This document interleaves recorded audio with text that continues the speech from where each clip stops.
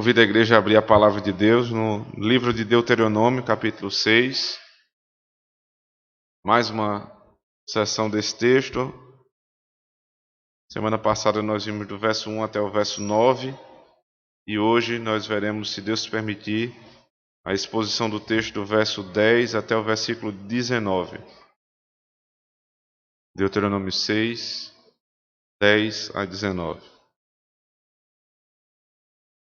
Havendo-te, pois, o Senhor teu Deus introduzido na terra que sob juramento prometeu a teus pais, Abraão, Isaque e Jacó te daria, grandes e boas cidades que tu não edificaste, e casas cheias de tudo o que é bom, casas que não encheste, e poços abertos que não abriste, vinhais e olivais que não plantaste, e quando comeres e fartares, guarda-te, para que não te esqueças o Senhor, que te tirou da terra do Egito, da casa da servidão. O Senhor teu Deus temerás, a Ele servirás e pelo seu nome jurarás. Não seguirás outros deuses, nenhum dos deuses dos povos que houver à roda de ti, porque o Senhor teu Deus é Deus zeloso no meio de ti, para que a ira do Senhor teu Deus se não se acenda contra ti e te destrua de sobre a face da terra. Não tentarás o Senhor teu Deus, como tentaste em Massá. Diligentemente guardarás os mandamentos do Senhor teu Deus, os seus testemunhos e os seus estatutos que te ordenou. Farás o que é reto e bom aos olhos do Senhor, para que bem te suceda e entres e possuas a boa terra, a qual o Senhor, sob juramento, prometeu dar a teus pais, lançando todos os teus inimigos de diante de ti, como o Senhor tem dito. Amém. Vamos orar ao Senhor. Obrigado, Deus, pela rica e grata oportunidade de estarmos nesse momento, exatamente nesse momento, quando nós vamos ouvir a voz do Senhor pela pregação. Nós não queremos ouvir a voz de ninguém, Senhor. Não é a voz do pregador, é a voz do Senhor. Não são as palavras do homem, mas as palavras de Deus. Para isso, Senhor, capacita o ministro da Tua palavra, nas minhas imperfeições, Senhor, que o Teu Espírito me tome essa manhã para a Tua glória e para o bem do Teu povo.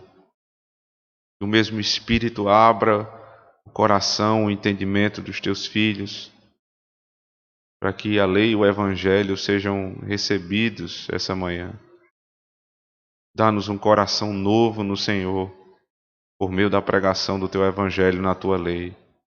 E nessa manhã, exalta o nome do Senhor Jesus Cristo, ó Deus. É o que nós te pedimos. Amém.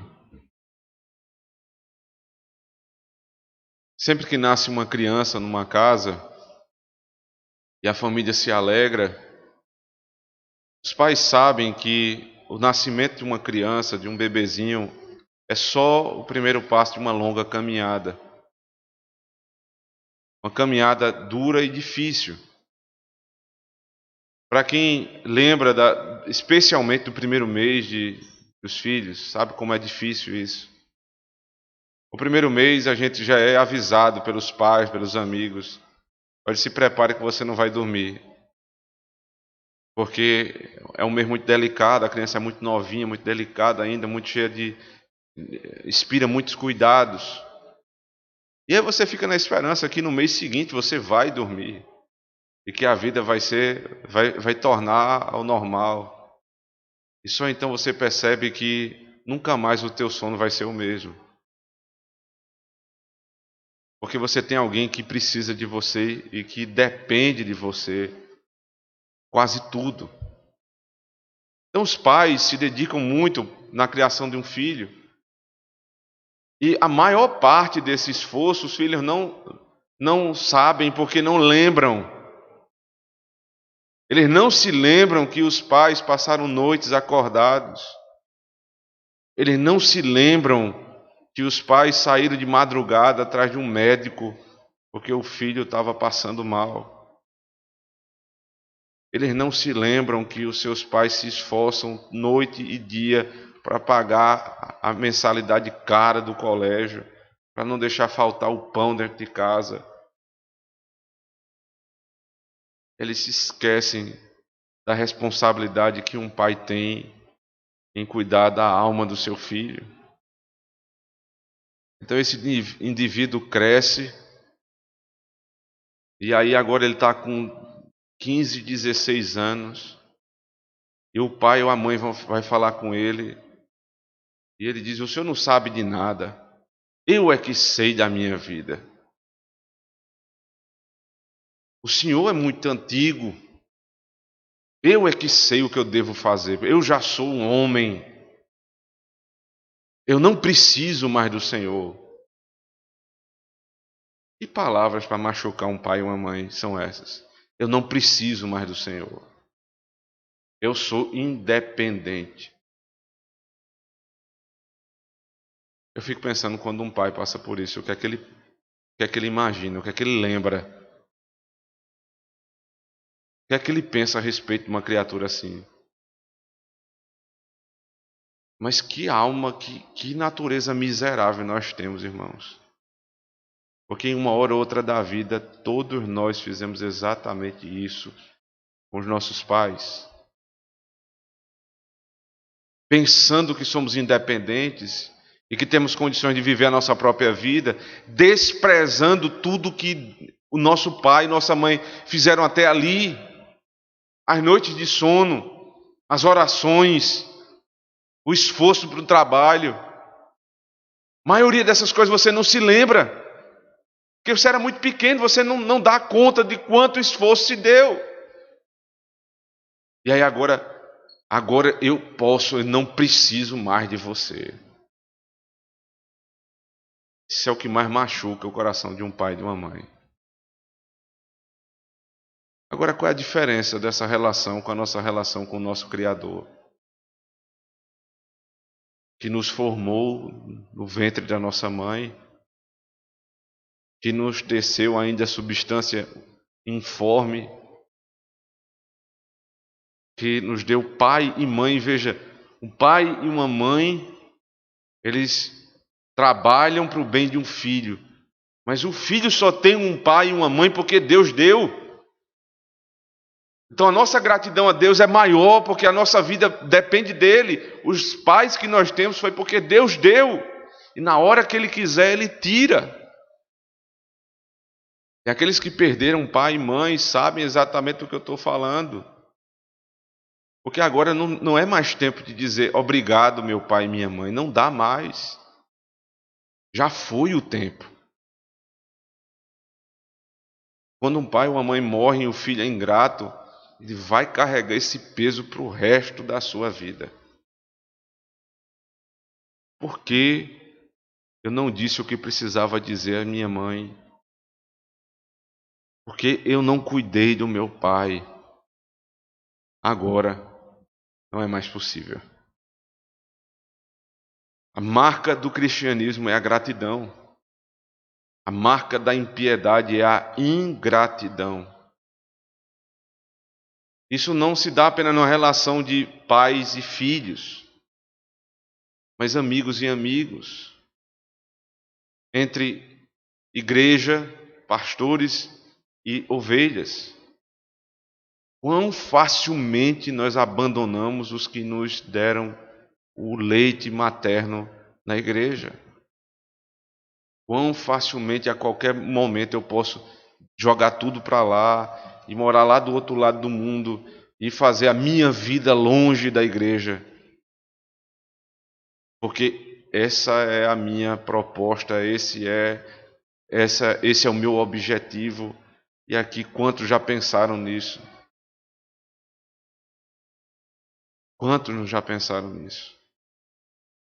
Quantos não já voltaram atrás porque refletiram melhor e viram, não é assim que se trata as coisas de Deus. Exatamente nesses termos que o texto de Deuteronômio começa. O verso 10. Veja, havendo-te, pois, o Senhor teu Deus te introduzido na terra, que sob juramento prometeu a teus pais, Abraão, Isaque e Jacó, te daria grandes e boas cidades que tu não edificaste. Aí ele, no verso 12, diz: guarda-te para que não esqueças o Senhor, que te tirou da terra do Egito, da casa da servidão. Quando Deus cumprir a promessa que Ele te fez, e que Ele não fez somente a ti, mas a Abraão, Isaque e Jacó, os teus pais, quando vocês forem introduzidos nessa terra, não se esqueçam. Aí vem um ensinamento positivo: guarda o teu coração. Essa que é uma expressão muito típica aqui de Deuteronômio: guarda o teu coração. Se você tem de guardar alguma coisa nessa vida, guarda o teu coração. Não guarde os teus bens. Não guarde aquilo que é perecível. Se você precisa ter cuidado com alguma coisa, guarde o teu coração. E aí ele faz uma conexão direta com a salvação. Veja no verso 12: para que não esqueças o Senhor, o que esse Senhor fez, que te tirou da terra do Egito, da casa da servidão. Ele lembra o prólogo dos 10 mandamentos. Capítulo 5 é o decálogo, capítulo 6 é a exposição do decálogo na vida. Ele diz: você só vai ser grato se você se lembrar do que Deus fez na salvação. A primeira forma de sermos ingratos é nos esquecermos do que o Senhor fez na cruz do Calvário. E pensar e imaginar que foi a minha mão, o meu braço, a minha santidade que me deram acesso ao céu. Então ele conecta a promessa de Deus com o cumprimento da promessa e diz: vocês não podem se esquecer dessa verdade. E aí vem a bênção temporal. Ele exalta a bênção eterna, a bênção espiritual. Deus te tirou da terra do Egito, da casa da servidão. Guarde o teu coração, não te esqueças. Aí ele faz uma conexão com a bênção temporal. As coisas que Deus vai nos dar para provar que Ele é um bom Deus, o Deus que nos salvou. Final do verso 10, ele diz: que te daria grandes e boas cidades que tu não edificaste, e casas cheias de tudo que é bom, casas que não encheste, e poços abertos que não abriste, vinhais e olivais que não plantaste, e quando comeres e te fartares. A terra que eles vão entrar, ela está pronta. Porque existia um povo que morava ali, povos que moravam em Canaã, que fizeram casas, que trabalharam duro para fazer a casa dos seus sonhos, despensas cheias, móveis, gado, poços abertos para que não falte água. O Senhor disse: quando vocês entrarem em Canaã, vocês vão ter tudo isso e vocês não trabalharam para ter essas coisas. A conexão é: eu vos tirei da terra do Egito. Os irmãos devem lembrar que no final do livro de Êxodo, ou pelo menos no meio ali, no final da saída do povo, na verdade, quando eles estão sendo libertos do Egito, uma bênção de Deus, ela é marcante e faz paralelo com o que está sendo dito aqui.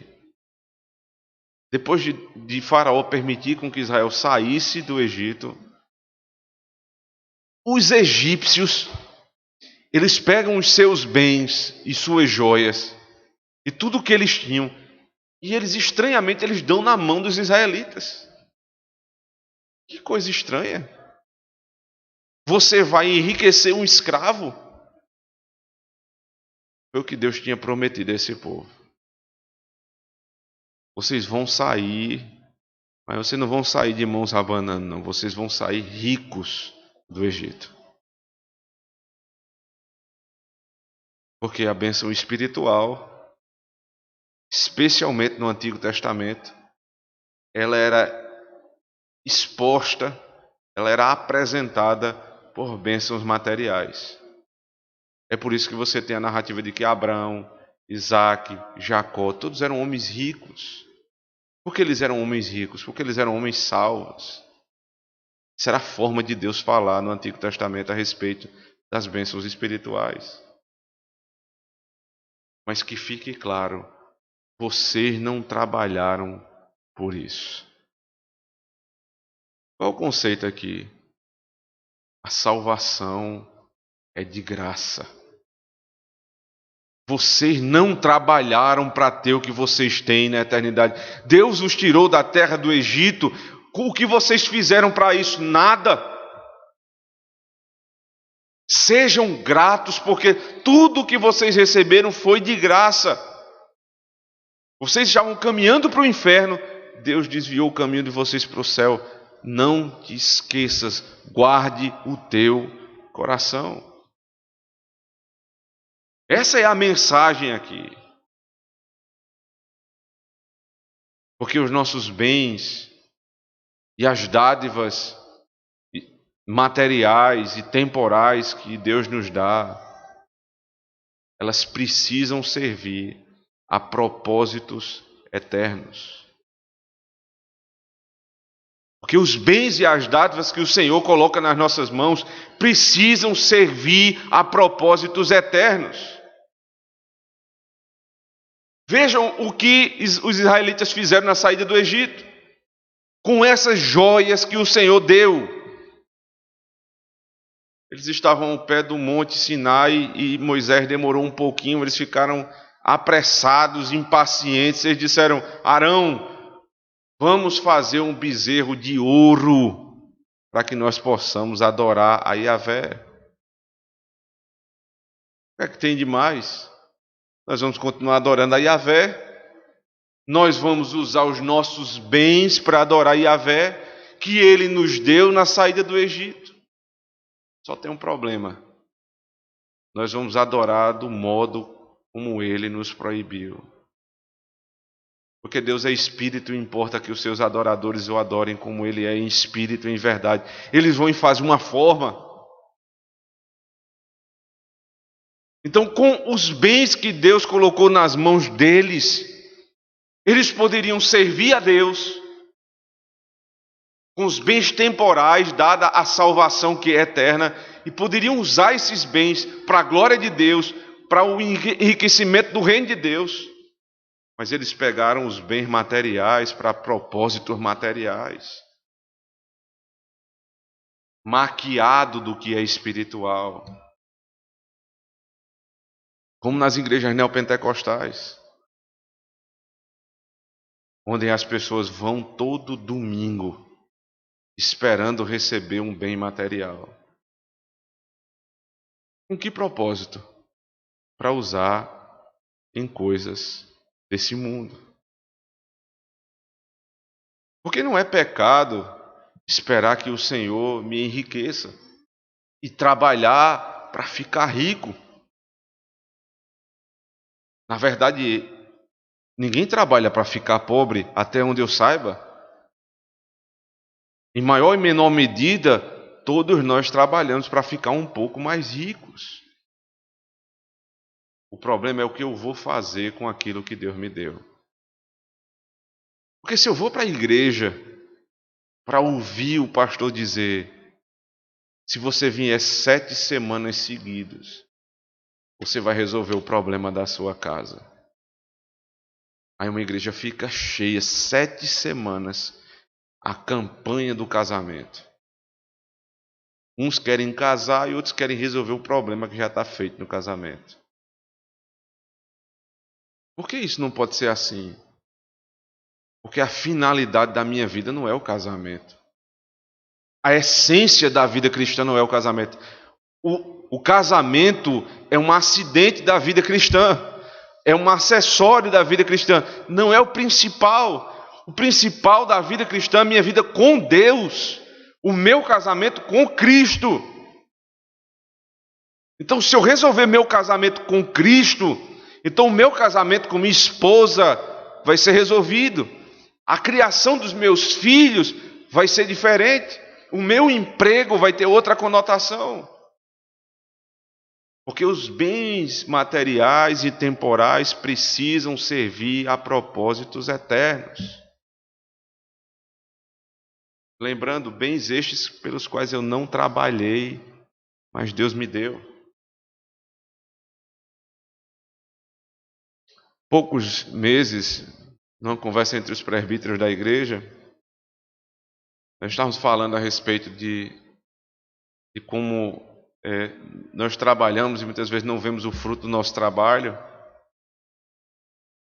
E a gente passa aí por alguns bairros da cidade e você vê pessoas ricas, né? Casas belíssimas, de 2, 3 milhões de reais. Aqui próximo da gente tem casas de 3 milhões de reais para vender. O sujeito trabalhou. Uns são honestos, outros nem tanto. Mas a maioria é ímpio. Nem menciona o nome de Deus. E aí eu me lembro que nessa conversa nós chegamos exatamente a esse ponto aqui, desse texto. Eles estão trabalhando, eles estão construindo casas, empresas e impérios, para que depois os filhos de Deus habitem nessas casas, tomem conta das suas empresas e dominem o mundo. Você já pensou nisso? Mas você tem dúvida a esse respeito? Pergunte aos egípcios o que é que eles acham sobre isso. Você fica, imagine, isso aqui não é história daquela que você conta só para ilustrar uma verdade. Não, isso aqui é uma narrativa bíblica, ou seja, isso aconteceu.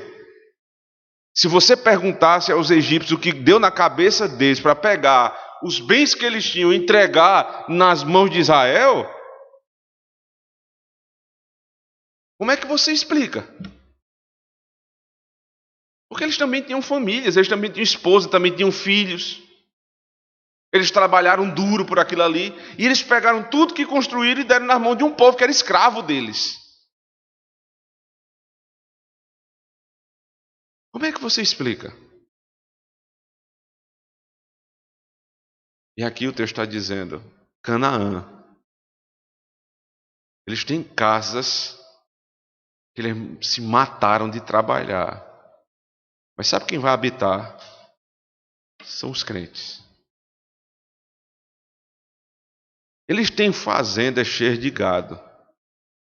Sabe quem vai tomar conta? São os crentes. Porque qual foi a promessa que Deus deu a Abraão?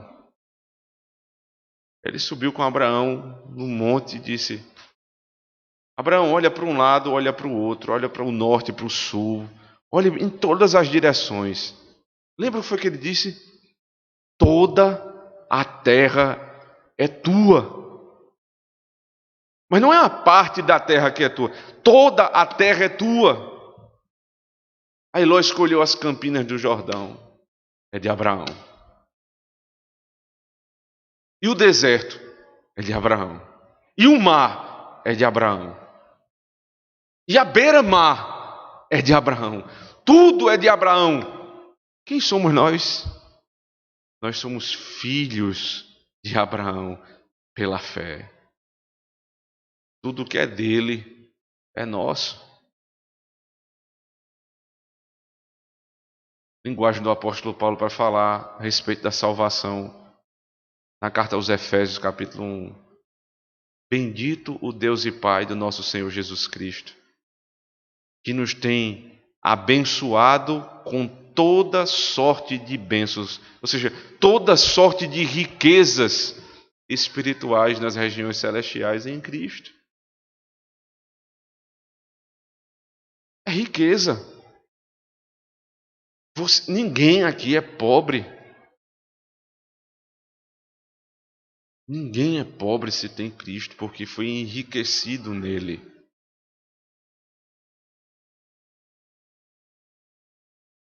E o que nós vamos herdar, nós não trabalhamos para conseguir.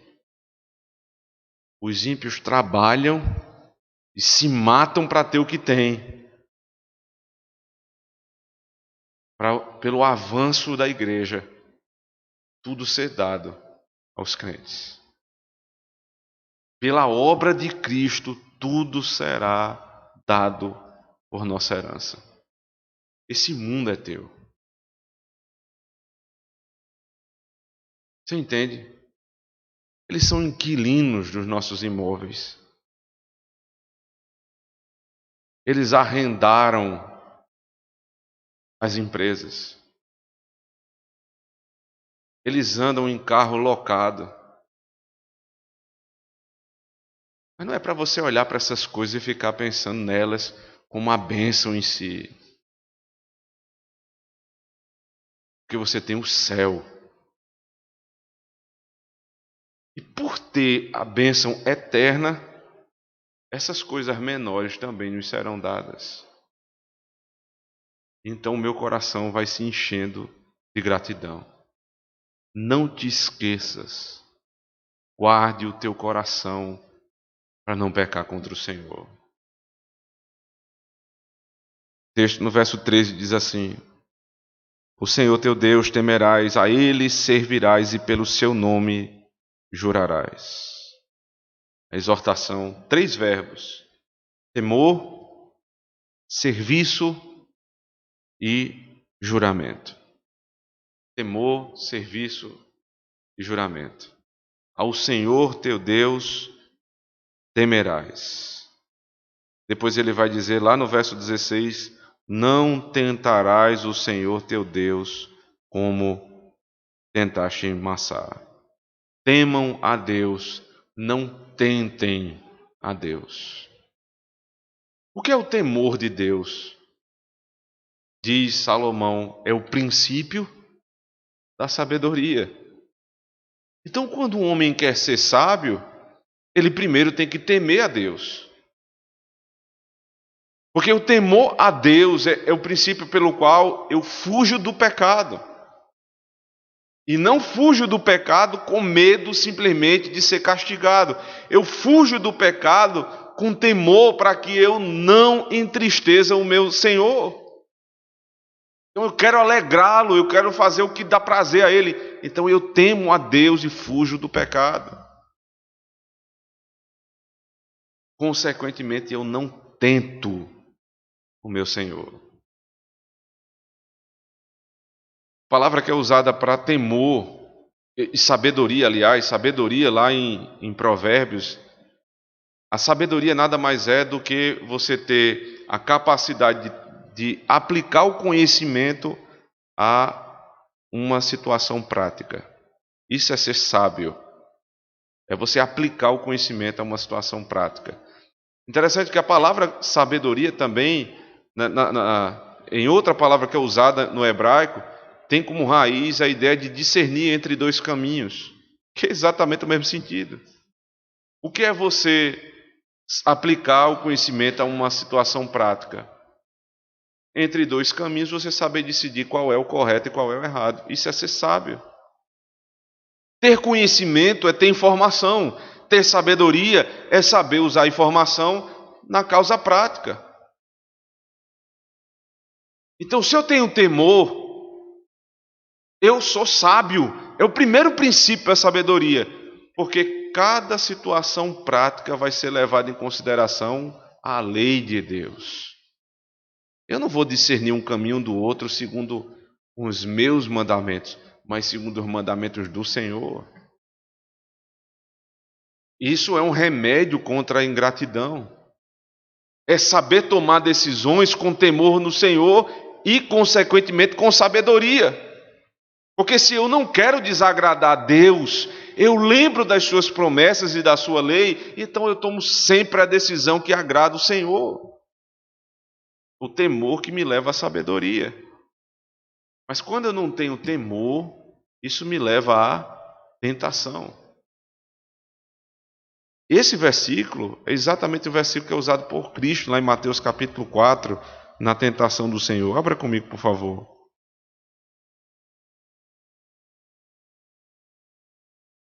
Mateus 4.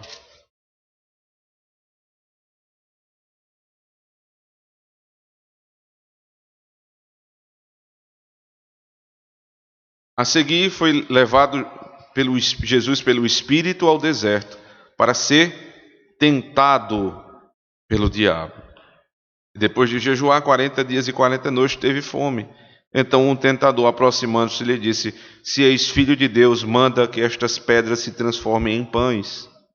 Jesus, porém, respondeu: Está escrito: Não só de pão viverá o homem, mas de toda palavra que procede da boca de Deus. Então o diabo levou a cidade santa, colocou sobre o pináculo do templo e lhe disse: Se és filho de Deus, atira-te abaixo, porque está escrito: Aos seus anjos ordenará a teu respeito que te guardem, e eles te susterão nas suas mãos, para não tropeçares em alguma pedra. Respondeu-lhe Jesus: Também está escrito: Não tentarás o Senhor teu Deus. Levou ainda o diabo a um monte muito alto, mostrou-lhe todos os reinos do mundo e a glória deles, e lhe disse: Tudo isto te darei se prostrado me adorares. Então Jesus lhe ordenou: Retira-te, Satanás, porque está escrito, veja agora o texto lá de Deuteronômio: Ao Senhor teu Deus adorarás e só a ele darás culto. Com isto deixou o diabo, e eis que vieram os anjos e o serviram. O temor do Senhor é o princípio da sabedoria. Qual é a situação prática? Jesus, como homem, ele foi levado a um deserto e tendo fome. Quer situação mais prática do que essa? Tendo fome. O que é que Satanás faz para tentar um homem com fome? Está escrito na palavra de Deus. Veja o que ele diz. Está escrito: não só de pão viverá o homem. Está escrito: não faltará o pão para o necessitado. Está escrito: nem só de pão viverá o homem. Como é que eu discerno isso? A Bíblia tem 2 versículos que são um oposto do outro. Se você tem temor a Deus, você se submete à sua interpretação à própria palavra. Não é a minha interpretação que é a melhor interpretação, é a palavra interpretando ela própria. Como é que eu vou entender aqui? Está escrito que nunca vi um justo mendigar o pão, mas também está escrito: nem só de pão viverá o homem. Existem coisas superiores ao pão. Eu não vivo do pão, porque se eu morrer de fome, eu vivo eternamente em Cristo. Existem coisas superiores ao pão. Foi assim que Cristo interpretou a palavra e se saiu da primeira situação. O texto vai mais além, quando diz: Se és filho de Deus, verso 5, atira-te abaixo, porque está escrito: Aos seus anjos ordenará teu respeito, que te guardem, eles te susterão nas suas mãos, para que não tropeces em alguma pedra. Pode se jogar, porque está escrito que você não vai se machucar. Quando um servo de Deus teme a Deus, ele leva em consideração o tentar a Deus. Eu vou fazer uma coisa aqui que dá para fazer. A pergunta é: se eu fizer, eu estou ou não estou tentando o Senhor? Por exemplo, eu tive uma ideia na minha cabeça: eu vou botar uma empresa assim, assim, assim. Mas eu não tenho um centavo no bolso. Eu não sei como funciona. Eu não tenho os meios para conseguir o conhecimento, nem levantar o recurso. Aí eu digo: mas Deus proverá. Está escrito: Deus proverá. Muitos fizeram isso e ganharam uma dívida para o resto da vida. Porque também está escrito: não tentarás o Senhor teu Deus.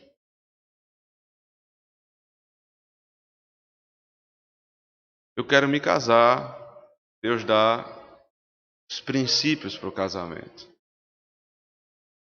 Filha de Deus, temente ao Senhor, boa dona de casa,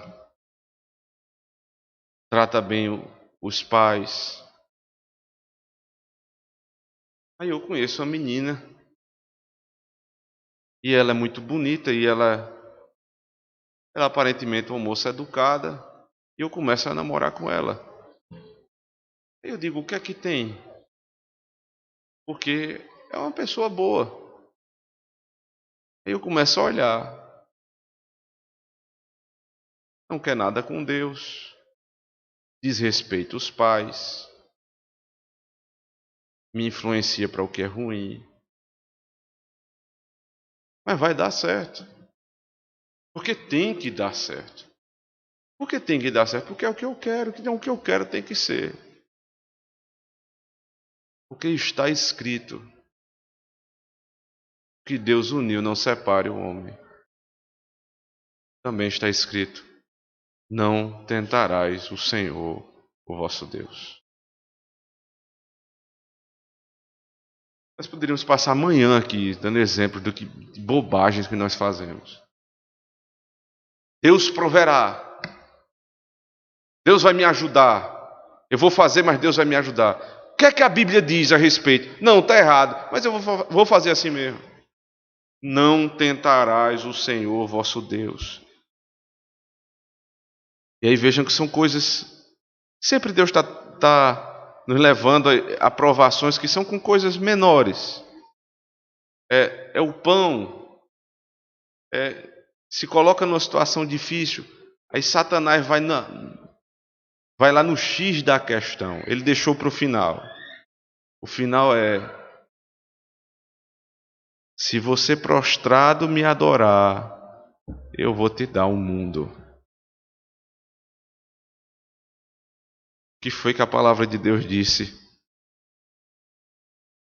Se você me servir, vocês terão casas que vocês não trabalharam, poços que vocês não abriram, terras que vocês não compraram.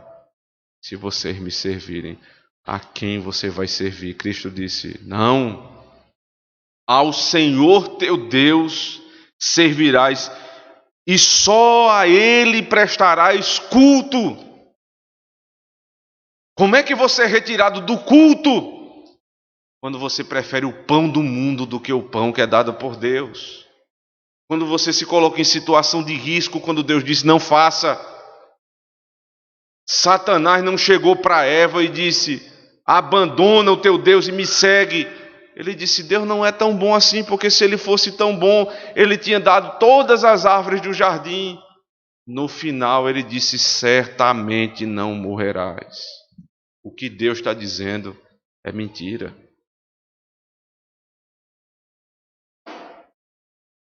Temam ao Senhor. Ele diz, voltando lá para Deuteronômio 6, o Senhor teu Deus temerás e a Ele servirás. Se eu temo ao Senhor, eu sirvo ao Senhor. Aí por fim ele diz: pelo seu nome jurarás. Porque o que é o juramento? É muito claro aqui. O que é o juramento? O juramento é: eu não juro por alguém que é inferior. Eu não juro nem por aquele que é igual a mim. Eu juro por algo que é superior a mim. O que está sendo dito aqui é: se submetam a Deus. Temam a Deus, não tentem a Deus. Sirvam a Deus, não sirvam ao mundo. Jurem ao Senhor. Ou seja, empenhe a tua palavra àquele que é superior a você. Porque onde isso vai nos levar? Verso 14: Não seguirás outros deuses, nenhum dos deuses dos povos que houver à roda de ti. Porque o Senhor teu Deus é Deus zeloso no meio de ti, para que a ira do Senhor teu Deus se não se acenda contra ti e te destrua de sobre a face da terra. Não tentarás o Senhor teu Deus como tentastes em Massá. Ele faz uma conexão entre temor e tentação, e no meio ele coloca idolatria. Porque se eu não temer a Deus, se eu tentar a Deus, eu sou levado à idolatria. Porque Deus é Deus zeloso, ou seja, Deus é Deus ciumento. Ele não divide a sua glória com ninguém. Qual é o tema do texto? Ingratidão. O que é ingratidão? É a glória que é devida a uma pessoa, eu nego aquela pessoa. O que é idolatria?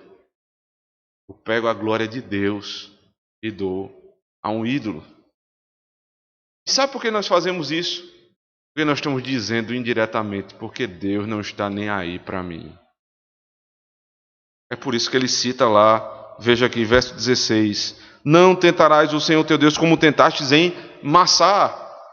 Qual é o sentido de fazer essa citação aqui? Volta comigo para Êxodo 17, por favor.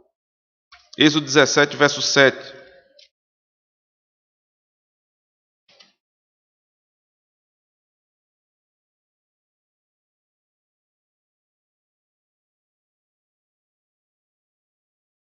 E chamou o nome daquele lugar. Que lugar?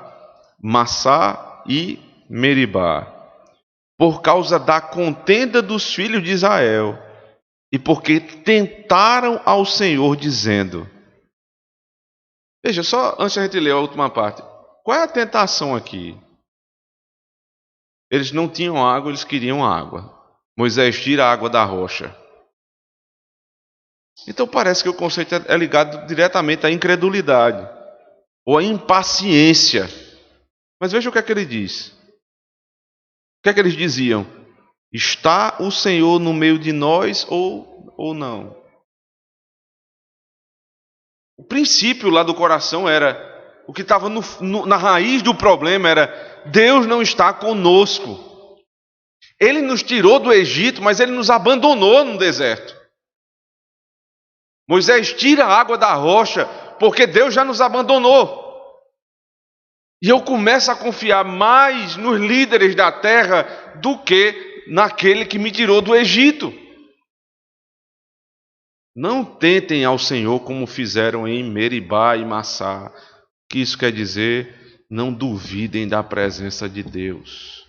Não sejam ingratos com Deus que disse, eu estarei convosco até a consumação dos séculos.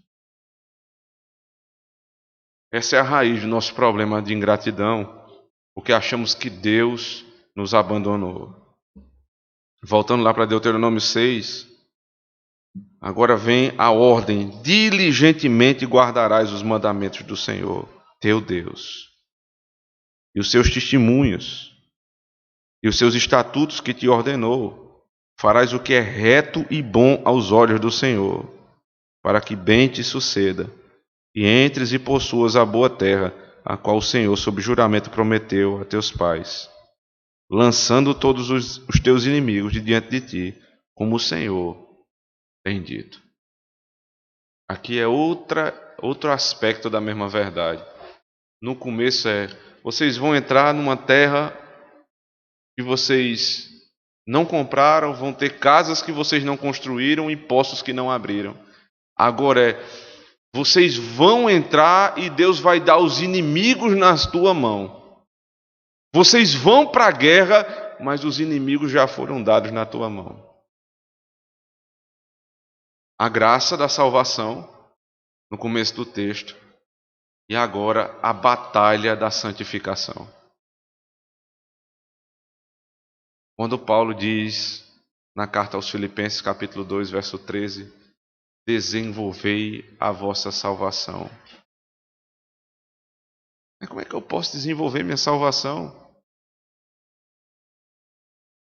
porque o querer, não só o querer, mas o poder, ou seja, o aplicar, dependem do Senhor.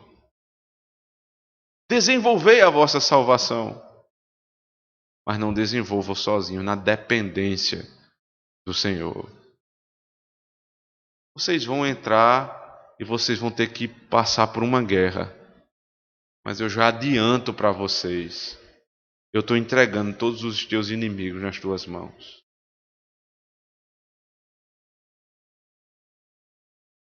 Mais ou menos o balanço do domingo para a semana. Porque no domingo você não é chamado à guerra, ao trabalho. Você é chamado a um trabalho espiritual. Mas você descansa no Senhor. E todo domingo você é anunciado aos teus ouvidos e ao teu coração que o Senhor te dá a vitória. Mas que você precisa batalhar por essa vitória. Deus diz: eu vou te dar o pão de cada dia, mas diligentemente trabalharás. Os teus filhos são herança do Senhor. Crie o teu filho no caminho do Senhor, ele não vai se desviar. São promessas, mas você precisa criar no caminho do Senhor. Então, para cada promessa e certeza da promessa, há uma ordem. No domingo eu escuto a promessa e descanso no Senhor. Na segunda, eu saio para a guerra. Qual é a diferença entre nós e um descrente? Eles nem descansam e a guerra deles depende somente deles. Mas nós saímos para a segunda-feira com uma certeza que eles não têm. Nós já entramos na semana em vitória. Todos os nossos inimigos estão sendo vencidos hoje no Senhor. Por quê? Porque Ele trabalha enquanto os seus filhos dormem. Enquanto você descansa no domingo, o Senhor está vencendo os nossos inimigos de segunda a sábado. E os ímpios? Eles vão abrir novas empresas e vão construir novas casas e mansões. E quando eles pensarem que tudo é deles, virá a morte e eles perderão tudo. E uns são tão coerentes com o seu pensamento mundano que querem levar os seus bens para a morte. Em abril de 2020, ou seja, nesse ano, um homem africano, um grande líder conhecido lá na África do Sul, por muito tempo, ele foi muito rico. Muito rico. E ele amava carros. E especialmente ele amava carros da marca Mercedes. Coisa que não é difícil de amar, né? Vamos e convenhamos. Ele tinha uma frota de Mercedes. E esse homem, por muito tempo, só fez crescer o seu império. Mas perto do fim da vida, ele perdeu tudo. No finzinho da vida, ele perdeu tudo. Depois ele começou a trabalhar novamente. Aí ele comprou uma Mercedes, de segunda mão. Mas ele ainda estava alegre porque ele tinha o que ele queria. Sabe o que aconteceu? Perto de morrer, a Mercedes quebrou. E ele não tinha dinheiro para consertar. As filhas dele contam, está no portal R7. As filhas desse homem iam para a garagem e viam, já que ele não podia consertar o carro, ele ficava sentado no volante do carro, só admirando a beleza daquele carro. E ele fez um pedido para as filhas: quando eu morrer, eu quero ser enterrado com o meu carro. Tem a foto lá no site. Ele morto, com o terno preferido dele, branco, na Mercedes branca, quebrada, sendo enterrado. foi em abril. Se cavar o buraco, a Mercedes velha está enferrujada e ele está só o pó. Trabalhou a vida toda, não levou nada consigo. Qual é a promessa do Senhor para os seus filhos? Eu tenho uma herança pela qual eu não trabalhei. Não é porque eu sou preguiçoso, é porque eu nunca poderia tê-la. Não tem trabalho de homem que lhe dê a vida eterna. Então, quando eu morrer, carro, casa, não tem sentido. Eu vou morar com o Senhor, aquele que me tirou do Egito, da casa da servidão. Lá é a minha casa. E os ímpios? Estão aí se matando para trabalhar. Nos novos céus e na nova terra. Tudo o que eles construíram é nosso. Casas que não edificaste, poços que não abriste, coisas que você não fez e são tuas. Os que não têm Cristo estão trabalhando para perder tudo no final. Os que têm o Senhor militam pela vida eterna. Não sejamos ingratos com tantos benefícios de nosso Deus. Amém. Vamos orar ao nosso Deus, irmãos. Fiquemos de pé.